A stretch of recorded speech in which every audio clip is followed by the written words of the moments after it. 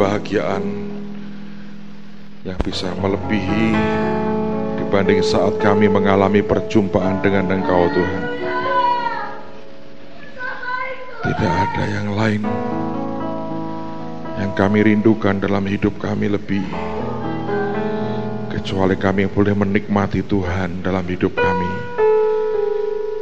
dan ada dalam pusat kehendak Tuhan yang sempurna.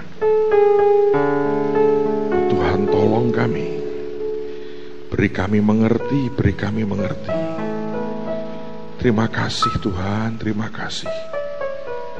Engkau baik, Engkau luar biasa. Malam hari ini sampaikan isi hatimu kepada kami, buat kami mengerti Tuhan. Demi nama Tuhan Yesus. Dan semua kita berkata amin. Silakan duduk, saudara. Kita punya Tuhan yang luar biasa. Musa sudah tidak menangis lagi. Tadi pagi 6:30 saya sampai di sekolah. Saya ngomong dengan Pak Hasto, saya mau cari Musa. Saya jalan ke belakang. Saya lihat di luar tidak ada. Saya lihat di kelas. Saya ketemu Musa Al-Fateh, saudara. Saya lihat kakinya dulu. Dia tidak menangis lagi. Ada sepatu yang dia pakai bagus sekali, dengan kaos kaki ajaib hijau muda. Dan dia lagi main mobil-mobilan dengan Doni, saudara. So hari ini saya beritahu Musa tidak menangis lagi. Ada banyak hal, saudara. Kalau Anda melihat akan kenyataan di sekitar kita, kalau ada sentuhan sedikit saja mungkin yang kita bisa ulurkan untuk membantu mereka yang terpuruk, menolong mereka yang tidak berdaya, dan memberikan sesuatu yang segar bagi jiwa yang kering dan nyaris pecah dan retak. Saya beritahu saudara, ini ajaib sekali. Tuhan akan membuat sesuatu yang ajaib lewat kehidupan kita. Kita mungkin tidak bisa berbuat terlalu banyak, tapi dari sedikit yang kita bisa, hasilnya pasti luar biasa. Ajaib sekali. Saya menikmati setiap hari dengan Tuhan. Saya lihat semua yang terjadi. Saya berkata, Tuhan, Engkau luar biasa. Engkau luar biasa. Tadi sore saya lihat beberapa kelompok dari anak-anak itu selesai masa orientasi sekolah. Mereka buat performance, pertunjukan. Dan ada kelas yang full English program itu yang untuk SMA 1. Anak saya di situ main jadi Tuhan. Saya bilang kalau Tuhan kayak begini, aku agak segan menyembahnya sebetulnya. Tapi kelas itu membuat acara dengan tema creation, ciptaan. Bagus sih, idenya bagus banget. Mereka bentangin kain hitam, terus mereka kasih narasinya. Hari pertama Tuhan menciptakan, pertama semua kelam kabut, maka roh Allah melayang-layang, ada burung merpati. Terus anak saya jadi Tuhan jalan begini. Aku bilang, Tuhan kok kayak ngono iki piye? Ya loh, pakai selendang kuning di sini. Tadinya separuh pakai rok, pakai jubah, dipakai keliru, tangan masuk ke kepala, jadi akhirnya nggak keburu waktunya. Lepas jubah, kasih selendang kuning, itu gambaran Tuhan melayang-layang, jalannya begini. Tuhan kok kayak ngono to? Yo aku bilang. Saya selesai itu saya panggil. Itu loh kalau Tuhan makannya babat gongso kayak begitu, saya bilang. Ketawa. Tapi idenya bagus, dan mereka buat sebuah accident kecil. Mereka berkata, pada hari yang ke-7 Salah katanya. Tuhan menciptakan, salah. Hari ke-7 Tuhan tidak menciptakan apa-apa. Tuhannya tidur, Tuhan istirahat. Tapi menarik sih saudara, lihat anak-anak itu dengan segala macam gayanya. Kadang-kadang kita tidak pernah bisa menyangka ya, satu ketaatan sederhana itu bisa menggerakkan begitu banyak hal. Saudara, ada hamba Tuhan yang pernah khotbah dan dia khotbah bagus. Dia pernah berkata, saya dan Tuhan adalah mayoritas. Anda satu orang dan Tuhan itu sebetulnya mayoritas.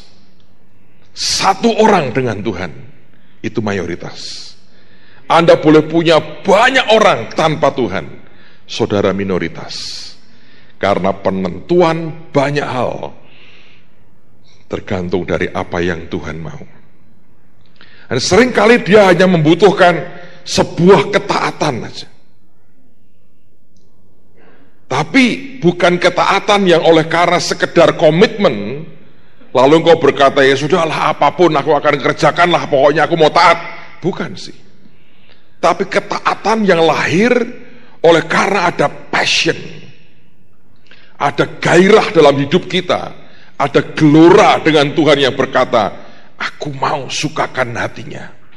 Apapun yang dia mau, aku akan lakukan. Nah, saudara akan mengerti itu ajaibnya luar biasa. Saya tadi pagi duduk, saya lihat semua kegiatan. Saya ngomong dengan teman yang di sebelah saya. Saya berkata, kamu tahu nggak? Ini gereja loh. Sekolah ini gereja. Dan kamu pegang sekolah, kamu dalam satu hari punya lebih dari 1000 jemaat. Plus orang tuanya, plus omanya, plus sopirnya, plus mbak-mbaknya. Itu saya berkata, itu kamu openi, ini jemaat langsung gede. Lalu kemudian saya ngomong begini, bayangin ya, cobalah dari semua aspek, satu kata Tuhan yang berkata, buka sekolah. Lalu kita jadi orang yang cukup gila untuk berkata, ya kita kerjain. Wah, itu mujizat, saudara. Itu aneh. Saya sampai sekarang masih tidak bisa membayangkan bahwa itu sebetulnya aneh banget loh. Dan Anda coba pikir ya, jalan arteri itu tadinya dipadati oleh 2 sekolah, ada Tritunggal dan Kristamitra. Kalau dari Kalibanteng berakhir di situ, mencar di 2 tempat, hilang. Tapi sekarang kalau pagi, berapa lagi itu, berapa puluh, mungkin 100 lebih mobil, motor lewat situ setiap hari. Dari sisi itu Anda ngerti, ada kehidupan bergerak. Coba Anda hitung nilai ekonomisnya. Tiba-tiba Anda narik membuat sebuah kehidupan di tempat yang tadinya lengang, sepi, dalam sekejap penuh dengan dinamika. Saya lihat Tuhan, saudara.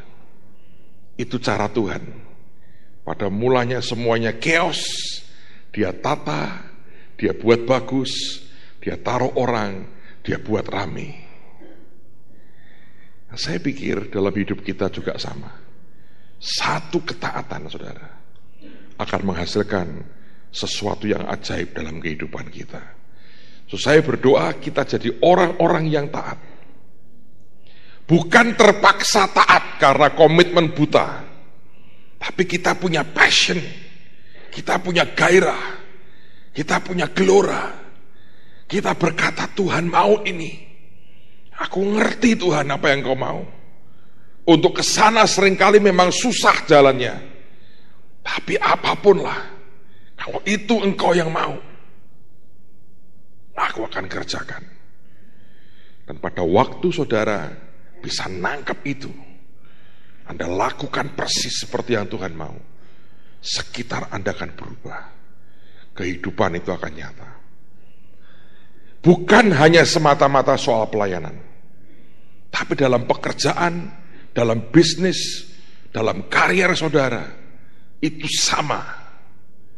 Karena Tuhan bisa memberikan kepada kita begitu banyak variasi ide yang luar biasa. Tidak habis-habis tuh. Tiap kali bisa keluar ini, keluar ini, keluar ini. Dan tidak akan pernah bisa habis. Saudara, kalau itu yang jadi andalan kita, hidup Anda akan berbeda. Saudara akan menyentuh banyak hal dalam hidupmu. Dan sentuhan itu akan tiba-tiba menghasilkan kehidupan yang luar biasa. Saya berdoa, saudara bisa tangkap itu dengan hatimu. Ajaib sih. Dulu kita nyanyi lagu History Maker. Saya pikir kita semua sudah melakukan sebuah langkah bersejarah buat sekolah 6 bulan, saudara. Ada satu orang, dia bukan anak Tuhan, belum anak Tuhan lah. Dia itu ikut ngerjain beberapa bagian dari sekolah. Tadi ada yang telepon cerita ke saya. Ini orang ngomong ngakak-ngakak, bingung lihat kita. Dan kemudian dia ngerasani di belakang. Istilahnya kurang enak sih, tapi ya dia belum anak Tuhan ya. Dia tidak punya istilah bahasa yang lebih baik dari itu yang dia ngerti. Dia itu cukup ngikuti kita dari sejak awal Holy Stadium berdiri. Dari sejak awal. Dan waktu kita mulai mancang awal-awal itu, dia ngerti, dia ikuti semua.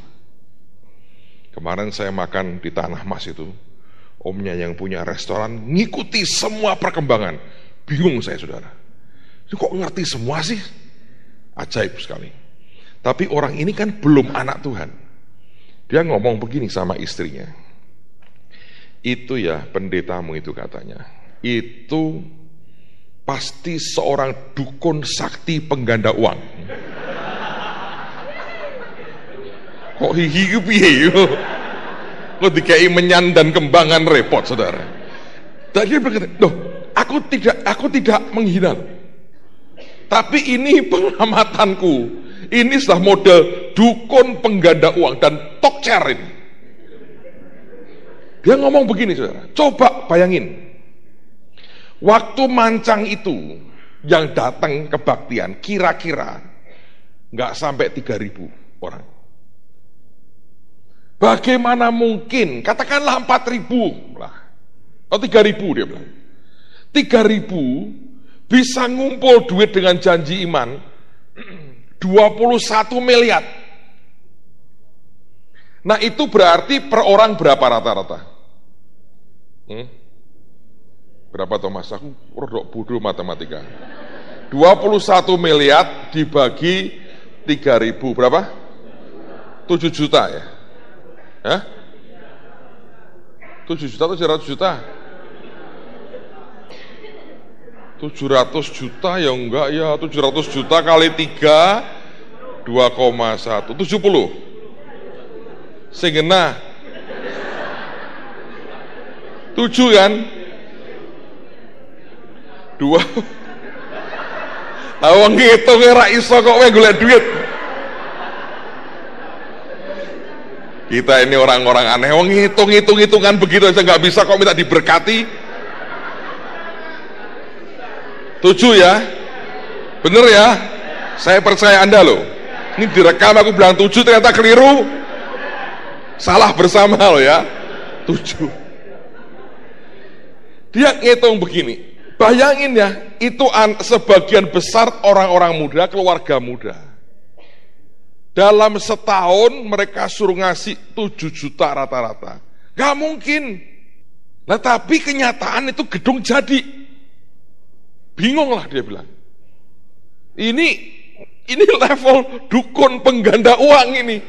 Waduh, saya tersanjung atau harus tersinggung, saya gak jelas saudara dengan itu. Lalu kemudian dia kan ikut urusan, dia ingat. Dia waktu beberapa hari sebelum sekolah dimulai, karena dia kan ngerjain beberapa bagian, dia ngomong begini, gak mungkin selesai, gak mungkin. Nanti lihat waktunya sekolah tuh nggak ada ini barang apa ya. Nggak mungkin. Yang kayak buripkah loh. Hari apa ya? Stres. Jumat stres berat. Senin sekolah masih kayak begitu. Nggak ada semua. Memang baik sih Tuhan buat seseorang stres lalu bertindak dengan kekuatannya untuk berbuat banyak hal. Tapi waktu sampai Senin dia lihat bahwa hampir semua siap. Bingung dia. Dia bilang, waduh, kok bisa ya? Nah, saya kan juga nggak ngerti, wong saya di Australia, cuma dilapori, beres, baik, sudah hampir siap, sambil stres ternyata saudara. Tapi saya lihat Tuhan sih. Saya lihat Tuhan. Asik juga sih saudara, kalau Anda diperintahkan buat sesuatu yang membuat Anda kecepit, itu bagus loh. Sampai kecepit gak berdaya, Tuhan, pertolongan datang saudara. Dan mujizat dinyatakan. Jangan cari gara-gara lah saudara ya. Tapi ada kalanya Tuhan bertindak dengan cara begitu. Tapi di luar semuanya saya berkata begini. Yang paling dasar, tetap jagai hatimu. Oke? Mari kita teruskan, kita belajar sedikit dari firman Tuhan lagi. 1 Samuel pasal yang ke-16 sekarang. Lihat pada ayat yang ke-14 sampai dengan ayat yang ke-23. 1 Samuel 16 ayat 14 sampai dengan ayat yang ke-23. Tetapi roh Tuhan telah mundur daripada Saul, dan sekarang ia diganggu oleh roh jahat yang daripada Tuhan. Nah, istilah ini banyak membuat orang bingung, roh jahat kok dari Tuhan. Tapi sebetulnya ayat ini mau berkata, bagaimanapun roh jahat ini kan bekas malaikat. Dan tetap kan tadinya dari Tuhan. Jadi bukan dalam pengertian Tuhan ngirim roh jahat, bukan. Lalu berkatalah hamba-hamba Saul kepadanya, ketahuilah, roh jahat yang daripada Allah mengganggu engkau. Nah, orang itu kalau terganggu roh jahat, dia sendiri kadang-kadang tidak sadar sedang terganggu roh jahat. Dia pikir sedang mengganggu roh jahat, saudara. Tapi tidak, dia sedang diganggu roh jahat, dia nggak sadar. Lalu hamba-hambanya ngomong, kamu tuh diganggu roh jahat. 16. Baiklah Tuanku menitahkan hamba-hambamu yang di depanmu ini, mencari seorang yang pandai main kecapi. Apabila roh jahat yang daripada Allah itu hingga padamu, haruslah ia main kecapi, maka engkau merasa apa? Nyaman. Aneh nih. Roh jahat kok diiringi lagu. Ya toh, diiringi musik tuh gimana? Tapi itu ide mereka waktu itu, mereka berkata, ya cari main kecapi. Oke. Nanti kita akan lihat kenapa bisa seperti itu. Berkatalah Saul kepada hamba-hambanya itu, carilah bagiku seorang yang dapat main kecapi dengan baik, bukan dengan fals, bukan dengan nada yang sumbang, yang dengan baik, dan bawalah dia kepadaku. Lalu jawab salah seorang hamba itu, katanya, sesungguhnya aku telah melihat salah seorang anak laki-laki Isai orang Bethlehem itu yang pandai main kecapi. Daud itu bukan hanya pemain yang baik, tapi dia pandai main kecapi. Ia seorang pahlawan yang gagah perkasa. Dia bukan artis, saudara. Dia pahlawan. Seorang prajurit yang pandai bicara. Prajurit itu pandai memainkan pedang, tapi juga dia pandai bicara, dia pandai bersilat lidah. Dia pakai pedang silatnya dan silat pakai lidah. Komplit banget. Elok perawaannya. Menurut saya ini calon selebritis yang luar biasa. Dan apa? Tuhan menyertai dia. Saudara, saya ini punya beberapa pengalaman rohani. Saya itu pernah beberapa kali mimpi, dan di dalam mimpi itu saya ketemu dengan orang-orang tertentu yang ditulis di Alkitab. Ketika acara di Cirebon yang sekian tahun lalu itu, saya mimpi ketemu Paulus. Lalu sekian waktu lalu saya mimpi lihat Daud. Orangnya tuh nggak terlalu tinggi, nggak terlalu tinggi. Dia punya ada brewoknya di sini, ya, tapi nggak terlalu tinggi orangnya. Kalem banget, bukan tipe orang yang kalem banget. Ajaib, itu mimpi sih. Kalau ditanya, Bapak pernah salaman? Enggak, itu mimpi. Mimpi kan boleh-boleh aja toh. Ketemu Yesus, ketemu malaikat kan sah-sah saja. Ketemu siapapun ya. Kalau ketemu Paulus itu saya lagi jalan ya. Tiba-tiba ada dari pintu itu keluar satu orang. Maaf nih saudara ya, rambutnya rada botak. Rupanya di surga nggak tumbuh juga rambutnya. Aku pikir ditransplantasi rambutnya dibagus kayak Elvis Presley gitu semua. Enggak tuh saudara. Jadi yang happy dengan apa yang ada ya sudahlah gitu. Mungkin kalau Anda bilang Tuhan, mungkin baru tumbuh kali. Tapi di surga nggak ada yang kebagusan sih. Semua apa adanya. Tapi ini orang rambutnya dia turun ya dari dua trap tuh dia turun. Saya masih ingat betul. Orang ini saya kok tahu Pak Paulus. Saya ngerti kok dalam mimpi itu kan Paulus nih. Dia tepuk punggung saya gini beberapa kali. Dan dia berkata, mulai sekarang kamu rekan sekerja Kristus. Ada dua macam sih. Anda bekerja untuk Tuhan. Dan ada yang bekerja bersama Tuhan. Tahu bedanya? Bekerja untuk Tuhan. Anda ngabdi ke Tuhan. Bekerja bersama Tuhan.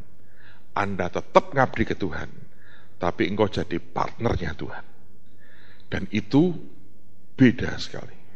Terus saya terbangun. Itu ajaib. Beberapa kali saya ngalami, saudara. Saya nggak mau cerita terlalu panjang.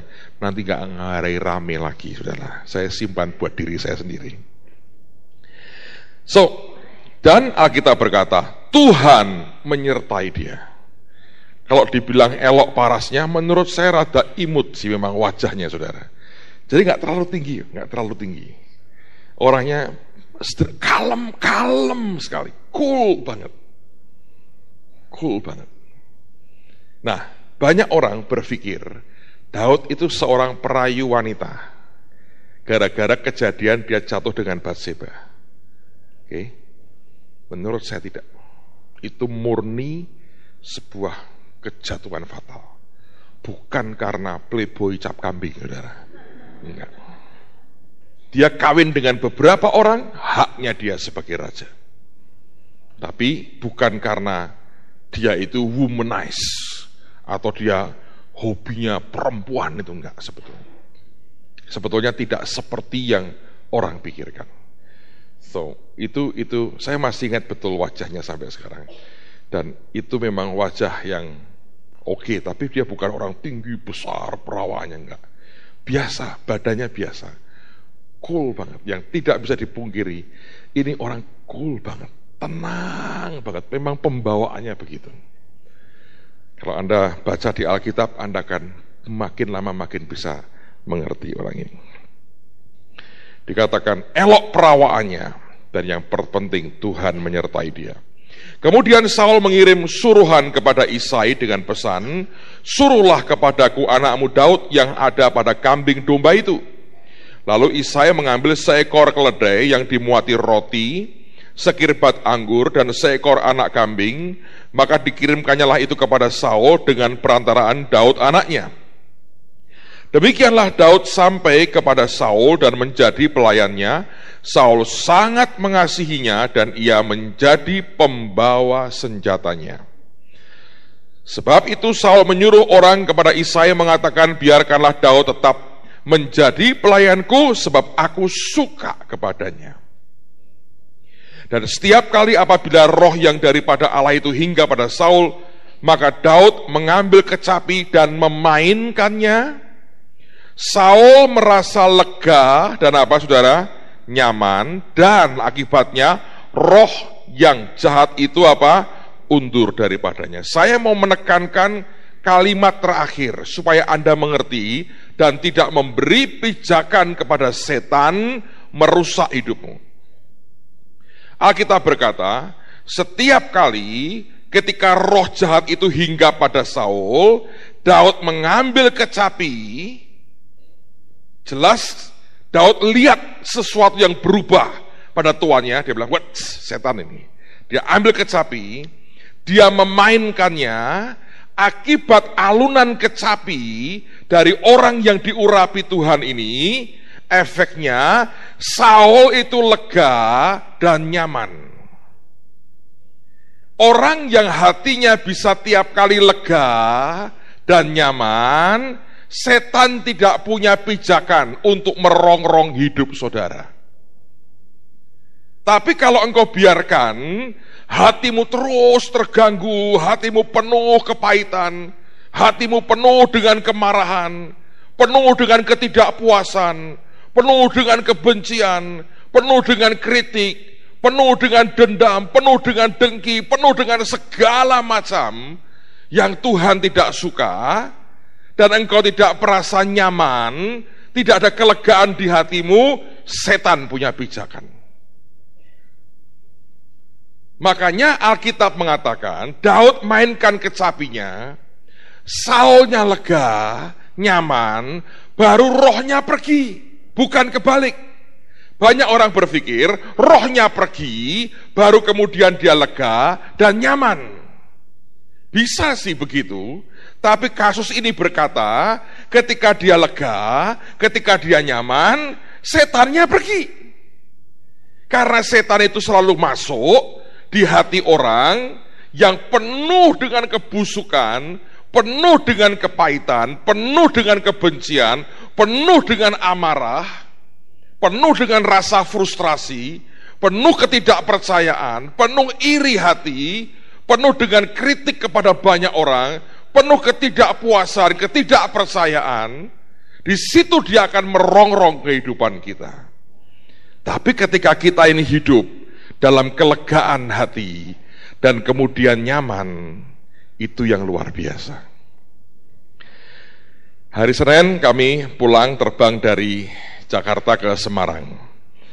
Duduk di sebelah saya anak saya Samuel, kaya banget saudara. Pramugarinya Garuda nawari surat kabar.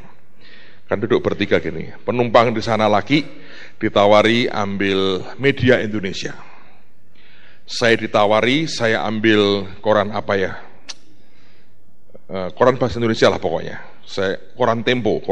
Saya ambil koran Tempo.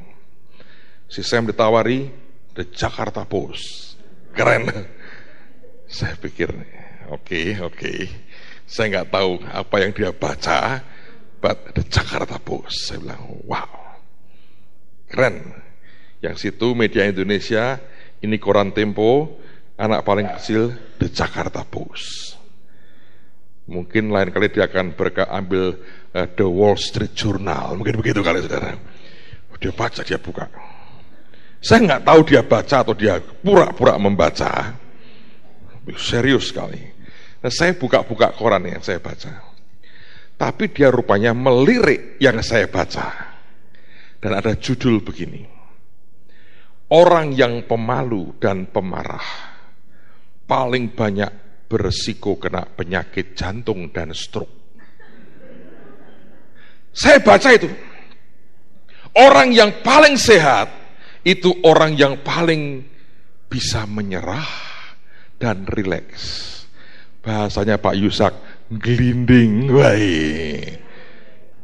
Itu gelinding wae itu membuat 350 cc darah di otaknya itu tidak koma, saudara. Tadi ada anak choir kita, tadi jam 6 dioperasi ya. Saya harap oke lah, saya doain oke. Dia jatuh di rumah, kos-kosan. Anda kenal namanya Rista, dia Elizabeth. Ambil jemurannya nggak tahu jatuh gimana, dia refleks mau ngambil di atas, dia nginjek bagian yang salah. ambrol plafonnya. 3 meter ya, 3 meter. Kena di kepala dan keluar darah di sini, dan pendarahannya cukup banyak di otak, tapi tetap sadar. Tadi waktu saya kunjungi sebelum kemari, akhirnya kita mendoakan 4 orang tuh di rumah sakit. Tadi ada anak terang bangsa ikut mos kepleset, jebuk kena gini. Dia udah kena kepala hari ini, kenapa sih? Mungkin lain kali pakailah helm senantiasa atau gimana, saya nggak tahu lah. Ceduk, pusing, muntah, dicek kan, kita tidak mau resiko lah, kita tolongin dia. Jadi saya ketemu dia sebentar, ketika itu dia sudah mau disiapkan untuk dioperasi dengan cepat karena dokternya takut resikonya. Saya hanya omongin dia dikit, saya bilang gini, ingat Pak Yusak kan? Ya, kamu juga akan baik kok. Dia bilang amin. Mari berdoalah, Tuhan akan buat mujizat, saudara. Nah itu ilmunya cuma ngelinding wae itu, gelinding kemanapun gelinding tanpa beban loh. Sejujurnya susah, saudara. Kita lebih suka metenteng daripada gelinding wae. Nah anak saya ngelirik gitu. Nah, dia berkata, waduh Pak, bener ya? Ini penelitian. Nah kamu pemalu nggak? Ya kadang-kadang kalau sama cewek aku tuh malu-malu katanya. Nah itu bagus lah, jangan malu-maluin ya, aku berkata. Pemarah? Iyalah, jangan suka ngamuk-ngamuk. Karena apa? Serangan jantung dan stroke. Kadang-kadang saya kalau khotbah bisa ngelantur-ngelantur karena ingat banyak hal, saudara. Ada teman lucu sekali, ini orang lucu, ingat stroke tuh. Stroke tuh karena kalau bahasa Chinese-nya apa? Pansui. Dia ngomong sama istrinya, wo aini pansui. Bingung tuh, artinya apa? Aku cinta padamu setengah mati, katanya. Kok bisa wo aini pansui? Lupakanlah itu, saudara. Banyak yang aneh-aneh. Tapi ini prinsip, saudara, prinsip. Lega, nyaman, begitu. Setan itu akan sangat punya ruang gerak kalau yang di dalam hati kita ini tidak diberesin. Geraknya akan terus makin lama makin mengerikan kalau yang di dalam ini tidak diberesin. Daud waktu itu membuat lega dan nyaman, tapi hanya sebentar. Sebab akar persoalannya di hatinya Saul tidak pernah tuntas. Nah kalau akar persoalannya dituntaskan, itu akan luar biasa. Cuman orang ini sudah ditinggal Tuhan. Dan begitu Tuhan meninggalkan dia, setan langsung terkam. Apalagi dia seorang raja yang bisa menyeret banyak umat pilihan Tuhan pada jalan yang salah. Dan memang dia lakukan itu. Saudara, tolonglah perhatikan hati kita masing-masing. Setiap kali Anda berhadapan dengan sesuatu dan membuat engkau mulai gelisah, mulai marah, mulai mau meledak, gak terima, sakit, engkau omongin jiwamu sendiri. Berkata, jangan beri pijakan kepada setan. Tengking, kebaskan, nyanyi kalau perlu, teriak-teriak di kamar mandi. Ya kan? Falas Pak, di kamar, kekepi bantal, nyanyi yang kenceng. Kebaskan pokoknya. Jangan biarkan itu bercokol terus di hidup kita. Dan ingat satu hal, Tuhan mereka-rekakan yang baik. Saya beri Anda sebuah pertunjukan menarik. Bisa dipasang di situ enggak? Coba tasku ini. Saya punya barang bagus sekali.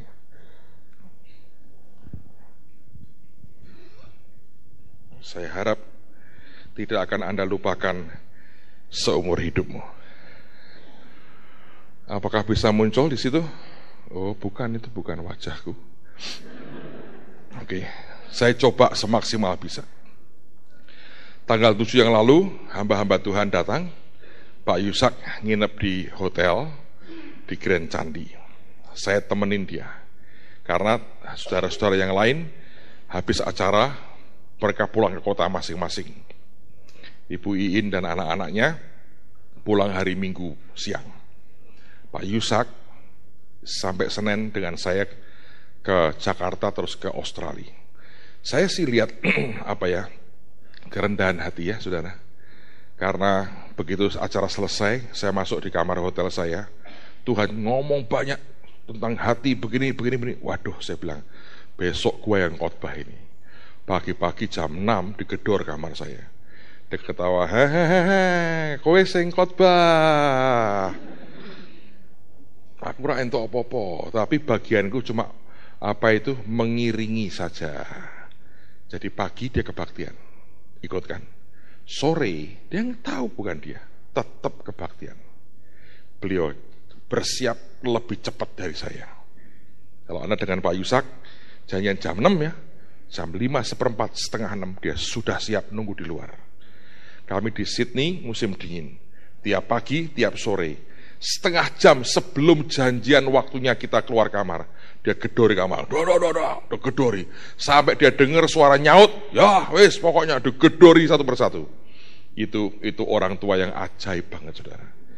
Saya meninggalkan hotel menuju ke airport setengah 5 pagi, jam 4 dia pakai jaket dingin, sudah tunggu di luar. Dia gedori kamar kami yang mau pulang ke Indonesia hari itu. Dan dia make sure semua bangun dan tidak ada yang terlambat. Dia masuk kamar, dia cek lihat ada yang tertinggal tidak. Dia tungguin sampai masuk mobil dan berangkat. Nah, saya belajar sebuah kerendahan hati. Nah, enggak ada di situ. Oke, Anda perhatikan ini. Saya tahu ini kecil banget, tapi saya harap Anda bisa melihat. Ada kertas tataan gelas di mana itu hotel. Ada 3 anak yang pada waktu itu masih tinggal di situ. Sasa dengan Bevis dan Rachel kecil. Ini cucu-cucunya Pak Yusak. Lalu mereka itu lagi di hotel itu kan selalu ada jarum, ada benang, saudara. Kalau pas mungkin kancingnya lepas, mereka bisa pasang sendiri. Jadi mereka ambil jarum, mereka ambil benang. Mereka itu nyulam sesuatu. Gitu. Nah, waktu mereka kerja, ini yang saya lihat. Saya bilang, foto kayak barang gak gitu. Jelek, aku bilang. Apa sih, mereka diem aja. Ini kan jelek banget tuh saudara. Bentuknya apa coba ini? Sorak karo-karoan kayak begini. Dan mereka satu orang buat satu. Tambah jelek lagi yang sebelah satunya ini. Bundet tak karo-karuan begini. Ya apa sih bagusnya barang ini? Coba. Saya bilang, kamu kok buat barang kayak gini kan ruwetnya kayak begini. Ini mending ini nggak kebalik, ini kebalik lagi. Saya bilang, apa yang bagus di sini? Apa yang bagus? Mereka diam. Ketawa-ketawa aja mereka. Terus mereka selesai, bilang, papa aku minta gunting. Nggak bawa gunting lah. Cutter aku minta. Oke, untuk apa? Ini aku sudah selesai. Aku mau potong benangnya. Mereka potong benangnya. Saya bilang, kamu tuh buat apa? Jeleknya kayak begitu, mau coba buat yang bagus lah. Ada bentuknya yang sedikit oke, kok barang kayak begini? Dan tiba-tiba Anda tahu mereka balik. Keluar nama saudara mereka, Stephen, dengan gambar mahkota. Ajaib kan? Yang satu dibalik lagi, nama saudara mereka Bevis dengan bintang Daud di atasnya. Barang begini dari sisi Anda melihat, yang ini dari sisi Tuhan melihat. Nah gitu kok mau pikiran itu buat apa? Gitu aja kok repot toh saudara, wong garek balik gini. Anda mesti belajar ngintip dari sisi Tuhan. Walaupun saya berkata itu juga tidak mudah. Karena manusia lihat dari sisi ini. Dan Tuhan kalau kerjakan begini nih, kalau Tuhan kan di atas ya saudara ya. Tuhan di atas begini, dia bekerjakan begini. Oh, dia kerja begini kan nggak mungkin. Nah, dia bekerjakan begini. Anda kan di bawah. Anda melihat toh, ya kayak begini. Jelek banget. Seringkali proses hidup kita seperti ini. Jeleknya luar biasa, tak bermakna, seakan-akan kita berkata, buat apa kayak begini? Ini kertas kayak begini, tataan minum, gelas, ruwetnya seperti ini, kacau balau, mana coba bagusnya? Tapi ketika mereka balik, ada satu tulisan, simbol mahkota, dan waktu mereka balik yang satu, ada tulisan dengan bintang Daud di atasnya. Sekacau-kacaunya hidupmu, percayalah Tuhan pegang kendali. Dia lagi menyulam sesuatu yang indah. Mungkin engkau tidak bisa melihatnya sekarang, tapi kelak ketika jadi, Tuhan berkata, sudah pol ngamuknya, sudah pol jengkelnya sama aku. Jelek Tuhan, mbok ojo ngenyek Gusti Allah, sebab aku buat sesuatu yang ajaib di hidupmu. Dan kemudian aku beri kamu mahkota, aku beri kamu bintang Daud. Beautiful. Tuhan menjadikan semua indah pada waktunya. So biarlah hatimu lega dan nyaman, sehingga setan ora doyan dan demit ora ndulit, saudara. Dan ini membuat hidup kita nikmati Tuhan yang luar biasa. Ayo berdiri sama-sama. Ini barang saya simpan lagi. Barang berharga. Mari berdiri sama-sama. Kita punya Tuhan yang luar biasa, Tuhan yang ajaib,